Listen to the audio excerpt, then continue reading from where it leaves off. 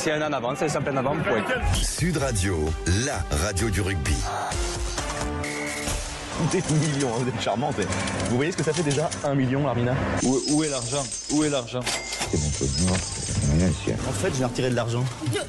Amis, ouvrez vos cœurs, non n'ayez pas peur, l'argent ne fait pas le bonheur. Shut up and take my money. Vous êtes sur Sud Radio, sur la radio du rugby, et on va parler de rugby comme d'habitude avec Philippe Spanghero. On va parler du top 14. Allons vers la fin des délocalisations. C'est vrai qu'on a la sensation que de moins en moins de clubs choisissent de délocaliser des matchs dans des stades plus grands. Si Toulon le fait ce week-end au Vélodrome, que Bayonne l'a fait contre Pau à Anoeta, ou parfois Toulouse au Stadium, même si c'est dans une moindre mesure, vraiment la sensation que de moins en moins de clubs misent sur ces délocalisations, alors que c'est vrai que dans les années 2000, même en 2010, les grands clubs délocalisaient régulièrement et dans des immenses structures. On se rappelle du Stade Français au Parc des Princes, au Stade de France, de Toulon au Vélodrome de façon quand même assez régulière, de Perpignan à Montjuïc, des enceintes souvent pleines. Aujourd'hui, on voit de nombreux clubs plutôt alignés semaine après semaine des guichets fermés et rester dans leur antre. Philippe Spanghero, alors on est sur quelle tendance ? On est en effet sur une tendance dans laquelle les clubs essaient de faire évoluer leurs propres enceintes pour avoir moins besoin de délocaliser. Pour une raison assez simple, c'est que on parlait des exemples des années 2000-2010. Le précurseur de tout ça, ça a quand même été le Stade Français, bien sûr, avec le Stade Toulousain au Stadium régulièrement, mais en dehors de ça, ça a été le Stade Français, parce qu'ils avaient un stade, le Stade Jean-Bouin, qui, en configuration pleine, ne permettait pas du tout d'accueillir le public que drainait cette équipe à ce moment-là. Et donc, il fallait trouver des solutions. Et donc, Max Guazzini avait énormément scénarisé la chose pour attirer un public très large et qui n'allait pas d'habitude au Stade Jean-Bouin. Puis ensuite, il y a eu la période Mourad Boudjelal à Toulon, en effet, où il y avait un tel engouement qu'il fallait répondre régulièrement à la demande de billetterie. Mais on était dans une époque dans laquelle les stades étaient pas du tout les stades d'aujourd'hui. Et donc, ce qu'on remarque, c'est que les clubs ont investi au fur et à mesure sur leurs propres outils, leurs propres structures d'accueil des spectateurs pour essayer de moins avoir besoin de délocaliser. Pour plusieurs raisons. La première raison, elle est quand même financière, puisque quand on parle de délocalisation, on parle bien sûr de coûts de location supplémentaires, coûts de location des stades, et c'est pas. Donc en premier lieu, c'est un investissement. Demain, t'as un club, je sais pas, n'importe quoi, La Rochelle, qui dit tiens, on va aller jouer à Nantes, on va aller jouer, je sais pas, au Matmut. Il faut d'abord sortir le chéquier et ensuite voir le retour sur investissement. Exactement. Il faut d'abord sortir le chéquier. Donc ça, c'est le premier point. Il y a un enjeu financier, c'est être sûr que le coût additionnel de location de notre stade, que son stade, soit amorti par la vente de billetterie. Et deuxièmement, ça entraîne plusieurs questions qui sont des questions d'ordre pratique, logistique, parce que quand vous allez délocaliser à Nantes et que vous êtes La Rochelle, il faut quand même pas le faire trop souvent parce que vous avez vos abonnés qui au bout d'un moment vont dire mais attendez, nous on paye un abonnement parce qu'on habite à côté du stade de La Rochelle, on va pas aller 6 fois par an à Nantes ou loin de nos bases pour avoir l'offre de service qu'on a acheté dans nos places. Ça c'est quand même un premier point, il faut faire très attention à sa base d'abonnés, puisque c'est quand même un socle économique important pour les clubs. Donc les abonnés aiment les délocalisations quand elles restent très très épisodiques et qu'elles créent l'événement. Mais dans la durée, de façon récurrente, ça peut braquer quand même une partie importante de votre audience d'abonnés et aussi de partenaires, puisque les partenaires qui achètent des loges à l'année peuvent vous dire qu'ils ont du mal à faire venir les clients loin de vos bases. Ça, c'est le premier point.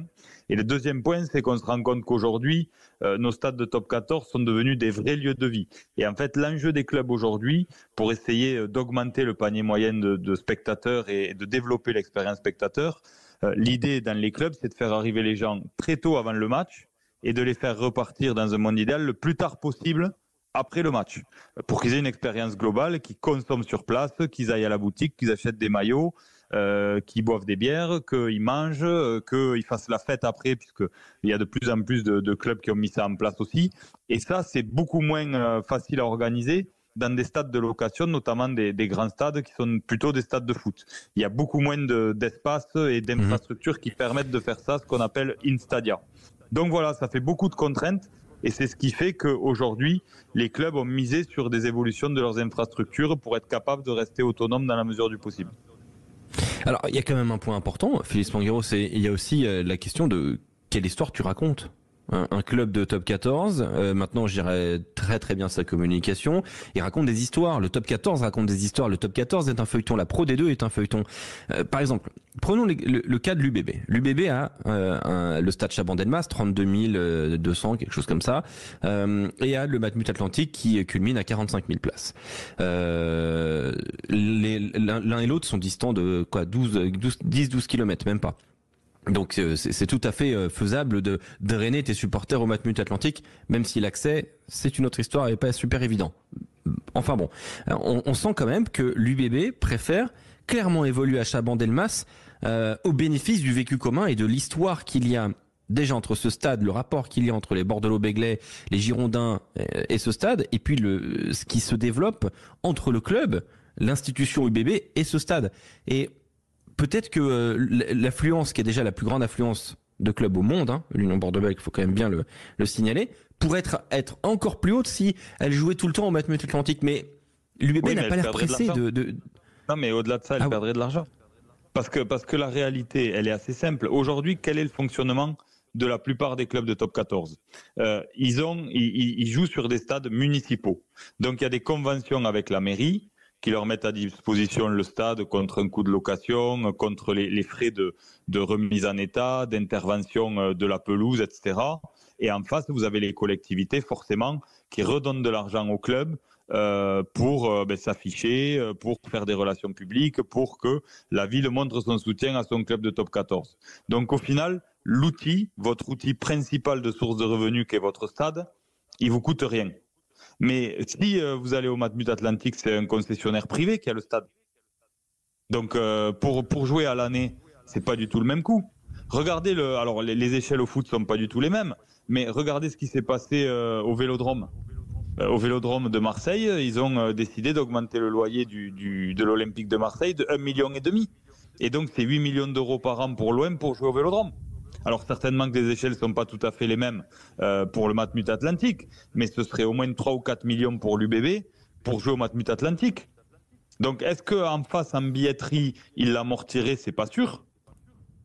Il vaut mieux créer la rareté et jouer à guichet fermé à Chabandelmas qu'aller avec un concessionnaire privé dans un stade à côté.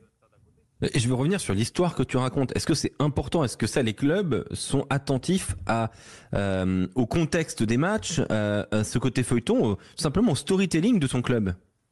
Et de plus en plus. Bien sûr que les clubs sont attentifs à ça. Et aujourd'hui, par exemple, quand vous avez un Toulon qui délocalise, Toulon, c'est un cas très particulier dans le rugby français aujourd'hui. Ils ont un stade qui a une configuration telle qu'ils peuvent créer aucune vie dans le stade. C'est-à-dire que, bien sûr, du coup, c'est un levier économique hyper important pour les commerces autour du stade. Mais pour expliquer, c'est qu'autour du stade, vous avez tout de suite les barrières, et il est tellement au milieu de la ville, en fait, que les gens sortent du stade pour consommer en dehors du stade. En fait, c'est ça ce qui se passe à Mayol. Il y a deux petites buvettes et il n'y a rien. Il n'y a rien à Mayol. Mais surtout, vous ne pouvez rien faire de mieux. Le stade est fait de telle façon qu'il n'y a pas d'aménagement possible. Donc, bien sûr que vous pouvez raconter une histoire. Mayol a une histoire hyper particulière. Son public est très attaché à Mayol, etc. Mais quand vous êtes le RCT et que vous essayez de développer l'expérience spectateur jour de match, vous n'avez aucun levier. Donc il y a des clubs qui sont obligés d'aller plus régulièrement délocaliser pour des raisons qui sont celles que je viens d'évoquer. Mais après, la plupart des clubs aujourd'hui, ils ont réglé ce sujet. Vous avez vu dans les 5 dernières saisons l'évolution des stades avec l'évolution du nombre moyen de places. À Bayonne, ils ont gagné quasiment 3000 places. À Pau aussi. Lyon a changé de stade. La Rochelle a gagné 5000 places en 8 ans. La Rochelle a fait plusieurs évolutions successives, a gagné 5000 places. Donc voilà quelle est la tendance. Et c'est compréhensible de la part des clubs. Ils veulent créer une histoire très forte entre leur stade et leurs spectateurs. Donc ils essaient de jongler entre le fait de plaire à tout le monde, parce que tout ça est lié à l'affluence moyenne du top 14. Et ça, il faut se réjouir que notre rugby ait cette capacité-là et cette dynamique-là, puisque là, les derniers chiffres qui sont sortis à mi-saison, c'est quasiment 10% d'augmentation sur l'affluence moyenne par rapport à la saison dernière, qui était déjà une année record. À la fin de la phase aller, on était à 15 500 spectateurs de moyenne dans les stades, ce qui est quand même colossal, avec bien sûr des locomotives comme l'UBB, comme Toulouse, qui ont des affluences moyennes très élevées. Mais malgré tout, l'affluence moyenne du top 14, elle est très rassurante parce qu'elle est en constante évolution. Et puis surtout, ce qui est rassurant aussi pour le rugby, c'est qu'on voit qu'il n'y a pas de cassure qui se crée entre l'affection du public pour le top 14 et la Pro D2. C'est le rugby français professionnel dans son ensemble qui est en progression, parce que les affluences de Pro D2 sont aussi en forte hausse, et les clubs de Pro D2 ont exactement les mêmes réflexions que les clubs de top 14 en termes d'infrastructure. Vous le voyez dans les clubs c'est intéressant. C'est très intéressant. C'est intéressant qu'on n'ait pas deux championnats avec des stratégies aussi différentes. Oui, il y mais a une vraie réflexion globale. Oui, mais à une période, on aurait pu douter de ça, notamment sur la dimension salariale. Voilà, il y a une vraie cassure qui s'est créée où en Pro D2 ça a stagné et ça évoluait pas du tout, et le top 14 était en train de s'emballer, et je me posais vraiment la question de savoir si on allait maintenir une Pro D2 forte qui allait être tirée vers le haut par le top 14. Là aujourd'hui, on voit que c'est le cas, et donc c'est plutôt rassurant sur notre modèle dans son ensemble. Et justement, pour développer une dernière fois là-dessus, on a Dorian Malvezin à Dax qui me dit par messagerie que si demain l'UBB choisissait d'évoluer au Matmut Atlantique, il faudrait faire au minimum 38 000 de moyenne pour être rentable. Donc ça, c'est le chiffre qui avait été annoncé. Il faut aussi surveiller que SBA, qui est la société pour couvrir les coûts. Il faut aussi surveiller que la société qui gère le Matmut Atlantique, qui s'appelle SBA, n'a pas de rentrée d'argent puisque les Girondins de Bordeaux ne payent plus de loyer depuis 2 saisons. Donc plus de réel loyer depuis 2 saisons. Donc voilà. Mais bon, a priori, un départ n'est absolument pas envisagé du côté de l'Union Bordeaux-Bègles. Une dernière question quand même. On parle régulièrement des difficultés qu'a le rugby français. Est-ce que justement, on peut imaginer que des clubs de top 14 regarde chez les voisins pour peut-être essayer de gagner un petit peu plus d'argent, parce qu'on parlait de délocalisation, on sait que c'est un investissement, mais il y a peut-être des cas particuliers où tu peux vraiment faire de l'argent, peut-être au détriment d'une histoire, mais je pense à Montpellier par exemple. Je sais pas si c'est un bon exemple, parce que pour le coup Montpellier ils ont déjà du mal à remplir le stade, le GGL Stadium, et la Mosson est quand même très vieillissante. Mais est-ce qu'il y a des endroits comme ça en France, et le Racing 92 peut-être en est l'exemple. Lyon, peut-être sur un gros match aller à Dessines, je suis pas certain, mais pourquoi pas. Est-ce que le Racing 92, dont on annonce un avenir à Colombes et non plus à la Paris La Défense Arena, du coup redélocalisera de temps en temps à la Paris La Défense Arena? Voilà, comment tu vois les choses toi Philippe sur ces points-là? Honnêtement, c'est dur à dire. Moi, ce à quoi je crois, mais ça n'engage que moi, c'est que y a une relation très particulière dans le sport français, et particulièrement dans le rugby, entre les spectateurs et leur stade. Aujourd'hui, l'enjeu, je le répète, c'est l'expérience spectateur jour de match. Il faut que les spectateurs aient leurs habitudes. Il ne faut pas ajouter de contraintes trop importantes. Quand régulièrement vous délocalisez, trop régulièrement, vous créez quand même une cassure entre votre base de spectateurs, et notamment les abonnés, et puis une partie de vos partenaires entreprises qui ont un peu plus de mal à fédérer. Donc il faut que ça reste exceptionnel et que ça crée l'événement. On le voit, c'est peut-être pas un bon exemple ce que je vais dire, mais aujourd'hui par exemple, cette volonté de délocaliser régulièrement à Anoeta de la part de Bayonne contre Pau, c'est plus un événement. Ça se fait régulièrement. On voit que ça mobilise. Alors comment tu fais qu'un événement devient un feuilleton? Parce qu'un feuilleton, ça peut être très positif. Soit tu crées un feuilleton sur une rivalité, comme l'a fait Max Guazzini avec le Stade Français à l'époque, et c'était notamment les classicos qui étaient délocalisés. Après, il a élargi un peu, mais malgré tout, c'était surtout les Stades Français Toulouse. Et tu savais que c'était le feuilleton de l'année. C'est peut-être ce qui est en train de se passer avec Toulon, qui va feuilletonner ses rencontres avec le Stade Toulousain à Marseille, mais il faut raconter une histoire particulière. Tu feuilletonnes pas sur des délocalisations. On revient toujours à ça, raconter une histoire.